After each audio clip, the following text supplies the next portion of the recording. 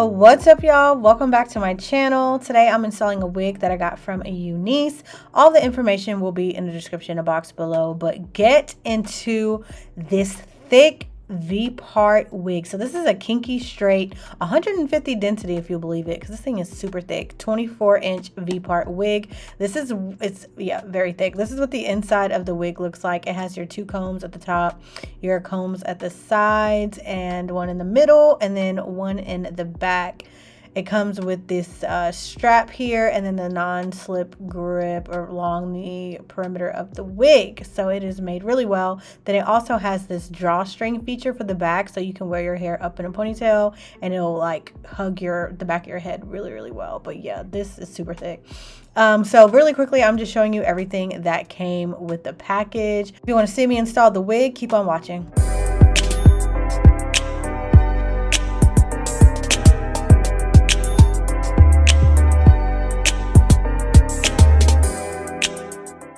Alright, so jumping right into the video, I'm just going to go ahead and remove this bonnet. This is what my braid down looks like. I have my leave out in a V part and then braids going straight to the back of my head. Yes, I know I need to wash my hair. Don't judge me. So the first thing I'm going to do is take the wig and cut this little piece that comes in between. Yeah, all of the V part wigs come like this, but you just take some scissors and you cut it right off, and then you get the little V part that looks what you're used to, like this. And then to install the wig, it comes with this little strap here that I take off because I don't need these for V part wigs because the clips for me are enough. So I'm just going to slide the wig on my head, starting at the clips on the sides and then the clips in the back and then the front. So basically, like, to install it, you really just have to maneuver the clips all over your head so that it fits comfortably, so that it's not snagging any of your hair or anything like that. Just take your time with it. Don't like get impatient or whatever. There's really no right or wrong way to do it, just whatever works for you. But here I am unsnapping the little hooks at the top, and I'm gonna put the teeth of the hooks into my braids and then close it in place. And I'm gonna do the same thing to the other side, and look how flat it lays. And then I'm just gonna take the combs on the sides and I'm pulling it forward and tucking it into my braids on the sides, so that it won't move. Now, you don't have to use these combs on the sides, but I like to because it makes everything like extra secure, in my opinion. And lastly, this wig does come with a drawstring in the back that I am pulling to make it tighter around the back of my head. This also allows you to put your hair up into a ponytail if you want to. But yeah, so after that, this is what everything is looking like. Look how thick this hair is. I feel like, I don't even know, like this hair is super thick. For this to be 150 density, I'm like, that has to be a mistake because this is very thick. I kind of started doing this next part a little out of order. I thought I was going to blend my natural hair with the wig first. That's why you see me like parting it down the middle, and then I'm like spraying on the heat protectant. But I'm like, wait a minute, why don't I save flat ironing my real hair, my leave out, last, and flat iron the wig first? So that's what we're going to do.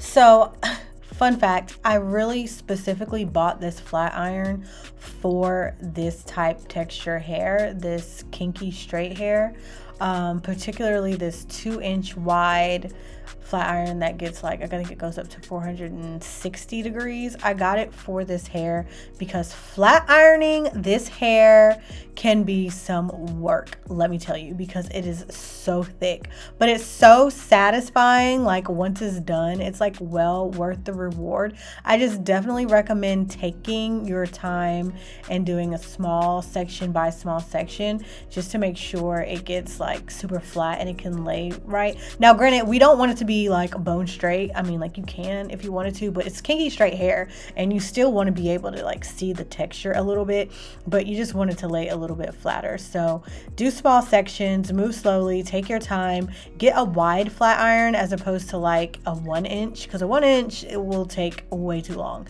2-inch is definitely what's needed. I do use the Sleek and Shine heat protectant on here.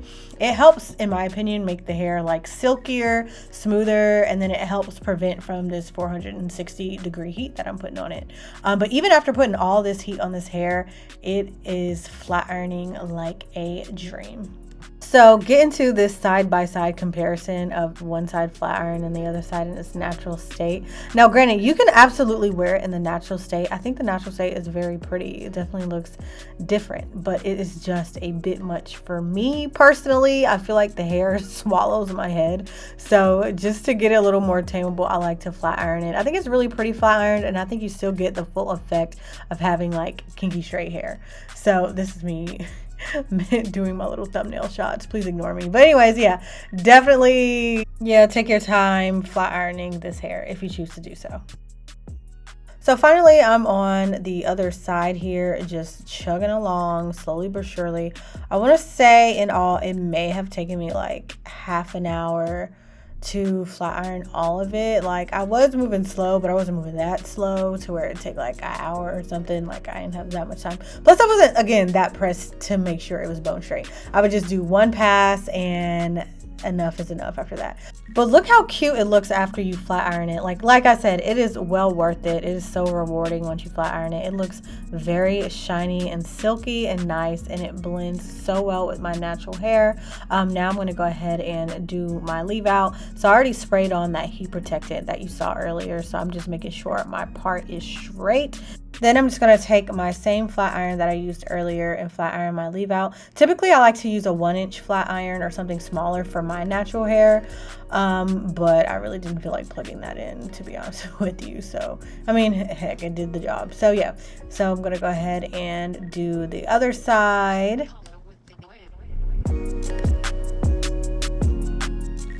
And look how cute this came out. I am so obsessed with this hair and this wig, let me tell you. It looks so natural. Now, I should have left out a little more hair at the top, but you know, don't judge me. But yeah, so look at this. Like I said, I love that you can still see the kinky straight texture. You can't tell me that this isn't my real hair. Like, how do you know this didn't grow out of my scalp? Like, how would they know? They would know. How would they know? They're not gonna know. So like, yeah, exactly. Ignore my kitchen because that was crazy, but besides that, this looks great. So now I'm gonna go ahead and do my baby hairs. I debated doing leave out, or not leave out, child, but my baby hairs, but I'm a baby hair queen. Sorry, just want to do a little something. So I just taken my edge booster and doing a little razzle dazzle on the sides. I don't have a lot of edges out anyway. I brushed most of them back, but the ones that are out, I want to make sure looks right and doesn't look crazy. But yeah, there you have it, a kinky straight V-part wig install, flat ironed with a flawless finish. Look at that shine. I did not have any issues with tangling or shedding or none of that mess. And for this hair to be that thick and not have issues with shedding is immaculate. This is a really, really good constructed wig. Definitely looks natural. So if this is your vibe, definitely check it out. All the information for this hair will be in the description box below. But thank you guys so much for watching this video. Adios till next time.